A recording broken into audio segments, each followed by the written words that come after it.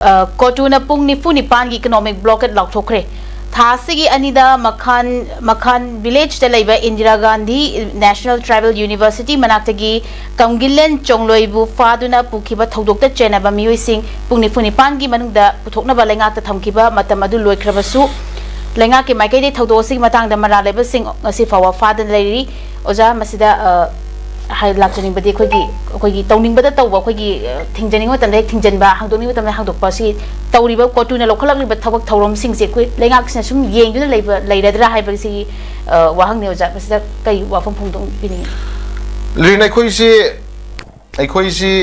hek chumme go moina he haibada kuki terroristing adaga drug mafia ka mone haibada maitai hai fruit si khoi ngayok chafu da leiba nga adagi 650 square kilometer le jaba du gumba masagi jiba makhana mani ga namone hai base khoi sum tare ni khoi ko sum tare ni yeng ni duna hajik si khoi chai area ni khoi namu ka doge moina ngang ko khoi thoino khandre ko aduga khoi namu moina ngang ko wadu da kaidori ge na khoi yeng jari sina low pair lady ba du gumba khoi broker officer sing khoi local leaders sing MLA sing ledina khoi leba ki dang to phana ya phana tabuk tawni tawri ba low ma khu pair lady kamu sing do tawri kamu sing tawri lila du da moina kari sanari ge khoi moi da khari yeng jaba wani da pot ko praja ge di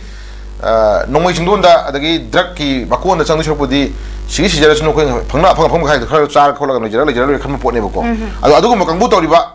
makuta nongmai pha pai dana terrorist thabak tawriba lebak thugai na hona riba adagi drug mafia makon sadalai mayam do adu chumthoke hena sakriba khogi law making body da yawriba khogi leader singdo adu gi wakholon do ni da khoi nang nongni sina ko aduna amarom da di khoi kuki na khoi nga chai kotuna jai si pungni funi pan na tra mai harja moi haije pungni kya no ni fu ni pan ban ko pungni funi pan ga du di khoi tawjara sunu ko khoi economic blockade na tagana national highway jing da blockade tor pada khoi pungni funi pan ga du di horen hauraga heng lu singrani ne tra adu dei hen ba khoi numit pasing da pungna tabat numit pasing da numit cham kunni ko 120 days economic blockade taw yaw re mamang da ko mamang da khoi ato ba chinau mayam na numit cham kunni taw da gari mayam mai tha da arobi to yaw re ko adu khoi dum hinga lai khoi side ko tawro khoi ajini dra khoi kotu da khoi ajini kotu se kana no kotu se yam kanba mi hat ke ju ngamba mi kan ge ju ngamba adu kuki terrorist mayam je advice to ge ju ngamba drug than ge ju ngamba adu ma jiba makhana mani kotu ji ko jiba je ge mamang haja ra bani moi si jiba moina ek to busun waite ko mi su mi na taba sa na taba mak tare ka porma lei ko aduna jiba moina khoina pallaga su moi se yamna thak manana pugi dore ko adu mosu ko panindre ana mak tare po ni ko mi su mi na taba sa na taba mak tare porma ni mak tare po to di ko mo jera mani ko adu karmo jera mani aduna hui da ga mamai gumba ko hui mamai gumba mayam sang na thori taro ga chinga chumna ba na da thai ting tham ma jo horen thori de thok pa da kon ma do tip sa sa pa da kon ma do adu ma chat ne ha ni khai jabna ai di gyan dana phana haira su muje hut lai thokhi ba horen sai da popi charu bura kai ta charu mo kha taksin ro ga do me ta mo thok to wai da ko adu ma jiba ma khalam ne mo ji ko duna wara ko da yaro to kang mu ni na mo to jira sno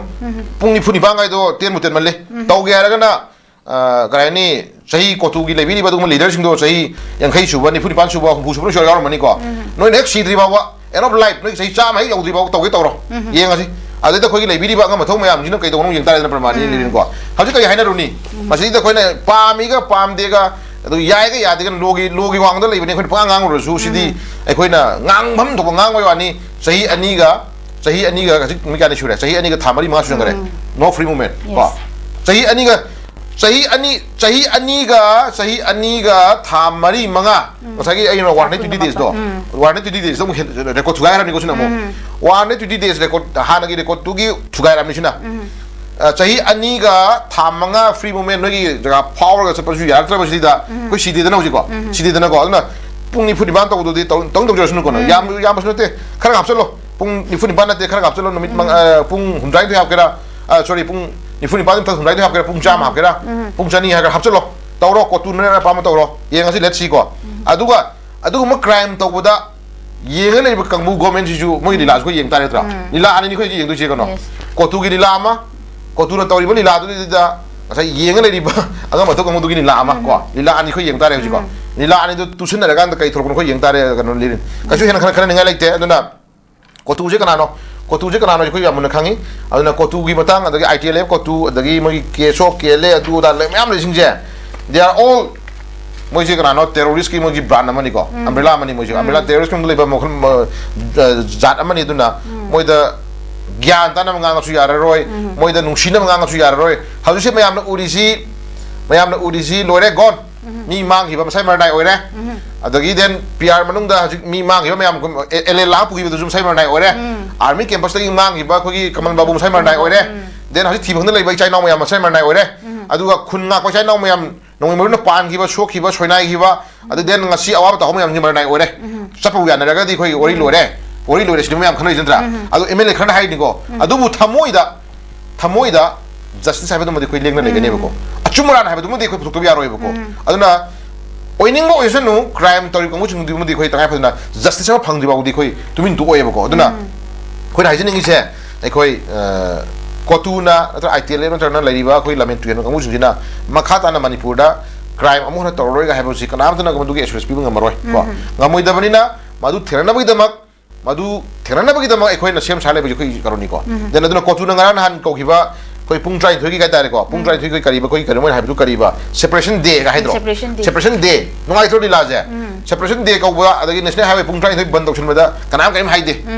मौसाने तौसरनि गा लेइना असि पुंग निफुन पा तौदिनद्रो तौजरसन तौसरनि मराय नत्रा तौबदो खोइन high एरियाजदा खोइना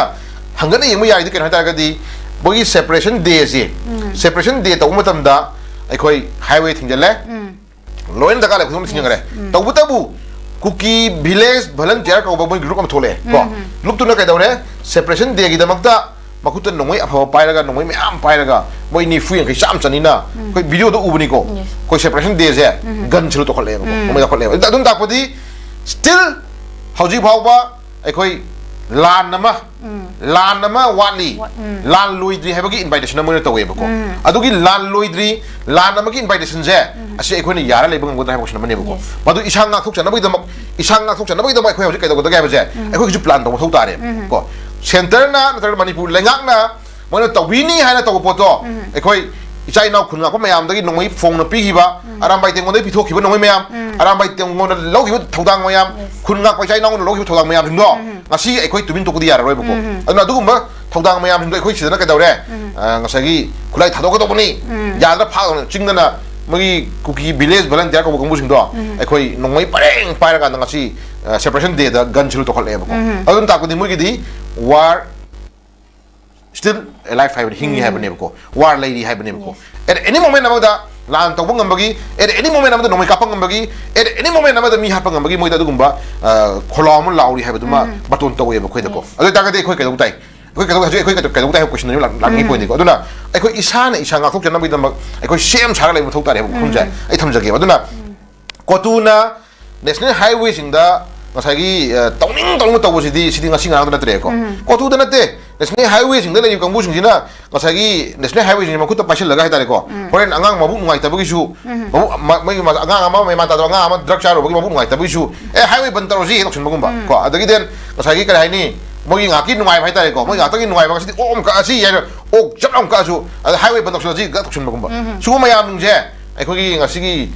miyam gi nungai hangani na dugumba लोम खुद पायरगा लोजे पायरगा लेदिगा लेबिनि बदु मंगा मथो मयाम जिना कुमै येंगी ने बको अदुना कुमै येंगो मयाम जिमक तखोइ हिजि हिंगी बनि अदुना खोइ हाइजनिंग से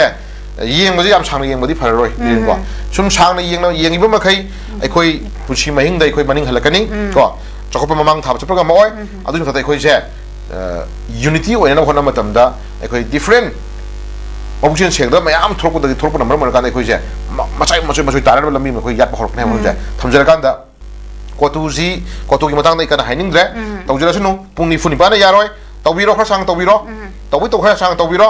yengasi kotu jam phau kangbu ni dai mamang do haijaki bani ko tawro economic blockade han de economic blockade gi separation de nomik ta pung trai to bo trai ju yamande kha sang to haigi bani na moi ta da ko ngasi ta tabiro pungni funi pan to yamande kotu yaraga di kha sang tawbiro yengasi let's see ko hawbiro noi tawning mong tawro ko tawro lan tawro noi lan nomai ka ku ka po मी हाथ के जो हालो मी फा के जो pharaoh बंद तो कुछ तौरो तौनिंग मत तौरो को तौरको में याउदगदि यारोय बलिन को ngamthokna ba tradition na ba torkom yaw ri yaroi ko aduna chi angang mabuk ngai type ta ekhoi nga ki koi topi type to biranu ko to ge na highway sing do noina chahi noina hingi pusi mai dagi hei gam thuna sidok su ngai te ko tu gi le gam thuna sidok su ngai te aduna noina hingai manung do ba angam poina noina chai yankhai suba ni phuni ban suba yankhai suba myam do punjana ro chai yankhai yam ga tawtara ga di khoi je khoi hingyam go sibak ngame do lama gi do khana na noi chai yankhai to gi to ro ko taro yang asi letsi ko yang asi sarkar na ga to ko no chendana ga to ko khoi kumai yang tare na tra thoksar ani dana do dum khoi praja su tumina le ya ro dana me bagi limit aibam le kyam kuin na khoi khang gi ni pramani ko ana khauri yo re lup pui phim le sam ba sing khala yan bi ngai re ji ko yan bi ba mla sing na praja mayam sing kha da sing khoi ye yang tare ko sibudi adam ni na praja mayam je mana anak kuda leiba chai lam gera thang lam gera nung lam gera ising na lup sibudi adam ni na adum kholak ta ro praja mayam je khosar ani kan kholak ka de dum du consequence to mai purujara ni petra ada khoi phajana habi ya tra mina tawiro pungni phuni bana ya ro khachang tawbiyo tawya khachang tawbiro duna mana mina ro kana noi MLA leiba noi paulina hokip dungkip adu da mayam do hairo tawro thona yam phadai moi yam thona phapani de elem khokki ke noi MLA sing hairo kuki MLA noi tai batara mong to noi phajana pau piro ada national highway tang tawdin waite national highway di sagi dimapur lambi tang tawdin waite ko tuna de tawro noi tawning ba noi ngamning ba jaga noi tawro si dimapur lambi tawgera ji lambi tawgera international tawgera ko one road tawgera tawning tawro ko tawning tawro yengaji aduga pung khajak taw tawiranu ko khajak taw di ko nuai tre ko pung ni phuni ba ga di ta ba nuai tre na pung chatre taw chani pa taw pung ni singam taw taw ko khasang taw di ko nuai na ko khasang taw re di economic blockade se khasang taw re ha di koi tang chang na jo khan cham khan sur chang ko ngam ne ko pung ni phuni ba taw di nga tang sur thing mo ga mo pa loi ya ko ko di nuai te ko na taw na ji ko tu ju taw ro aji phajna ha ya ra min niom system na puji ya ra min lo na ju loi thok ba ko tu ju ko tu thok ba ko yengi ba babok ai khoi mayam na yengi je noi ani gi lila ni yengi je ko aduna lila phajana sanabiyu lila lo shelak da mong ta dra di lila gi stage ma thakta dum nakan na ya da gi dum kar hai ni kai ro dum yoksel kusi awi dna ko bok stage da ko ana dum laksa ni yeng ta election na pungni phuni ban sin na ya roi khasang to biro ko khasang to biro tham jage aduna ko tu si khoi kar hai ni